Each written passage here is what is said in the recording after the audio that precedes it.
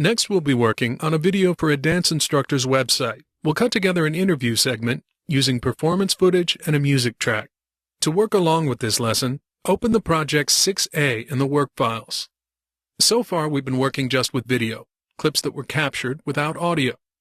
As you can see with the Annie setup clip, video-only clips have 3 tabs when opened in the viewer: Video, Filters, and Motion. Now double-click the clip Annie Dancing Wide. This one has an additional tab for mono audio.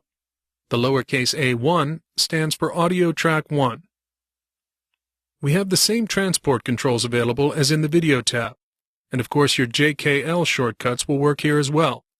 But there's another playhead which moves over a waveform, or a graphical representation of the recorded sound.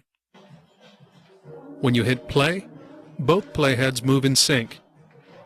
If they appear to move at different speeds, it's only because they represent different zoom levels of the same audio.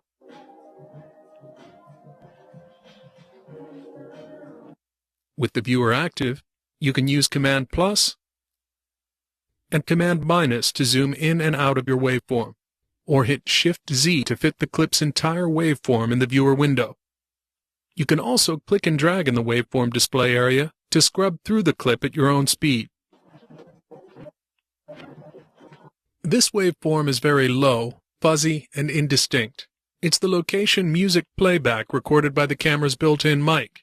Nothing we'd use for our final output, but necessary for the dancer to keep time. And it will help us sync the studio recording of the music to the video. We're going to use 20 seconds of this performance as the spine of our opening interview segment. We'll lay this down first and build other tracks around it. We've gotten used to setting in and out marks in the viewer's video tab, but you can also set them in the audio tab. Use the up arrow key to make sure you're at the start of the clip, and hit I to mark an in. See the in point marker? It looks a lot like the in marker you'd see in the timeline. And note that the audio tab has a ruler, just like the timeline. Type +20 period, and hit return. Then hit O to mark an out. Now hit F9 to insert the clip in the timeline. Everything works the same as it did with video-only clips. The only difference, this clip has video and audio linked together. The 2 elements are joined at the hip. If you click on one, both are selected. Drag one, and they both move. Grab an endpoint to adjust duration, and both are trimmed. Hit Command Z to undo. Let's get it back in position. Go to the top of the sequence, and hit spacebar to play. Now right off I can tell I need to increase the volume on this clip, even though it's just a guide track.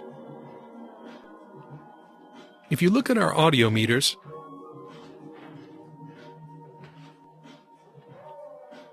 it's peaking at around -30 dB. Far too low to hear the beats. So I'm going to double-click the track in the timeline to open it in the viewer. Notice the behavior. If I double-click the clip's video track, I get the video tab on top in the viewer. Double-click the audio track to place the audio tab on top. When you've opened a timeline audio clip in the viewer, you can change a level in several ways. Drag the slider, and the red overlay line rises and falls accordingly. Or drag the red overlay line itself. You can adjust audio while the clip is playing. This allows you to hear adjustments in real time and watch the audio meters for any sign of clipping. And remember the prime directive in working with digital audio: keep the output meters below 0 dB. The other way to set a level in the viewer is to enter a numerical value. Let's enter 8 for +8 dB and hit return. 8 dB, I hear you say. Isn't that above 0? Yes, it is. But click in the timeline and hit play. The audio meter now shows peaks around -22 dB. We're not setting a peak output level in the viewer. We're merely boosting a weak signal by adding 8 decibels of extra volume, or gain. In the output meter, we see the difference. -30 plus 8 equals -22. If you move the pan slider, you'll see another overlay line. Adjusting either of these lets you move a mono track to the left or right side of the mix. And with numerical entry, the extremes are -1 for left or +1 for right, with 0 being right up the middle. It works a little differently with stereo clips, with -1 being the default stereo spread, +1 swapping the left and right channels, and 0 removing stereo separation from the tracks and playing both right up the middle, like two mono tracks. Now that we've boosted the level enough to actually hear the beats of the guide track, in the next lesson we'll sync the studio recording of the music to the videotaped performance.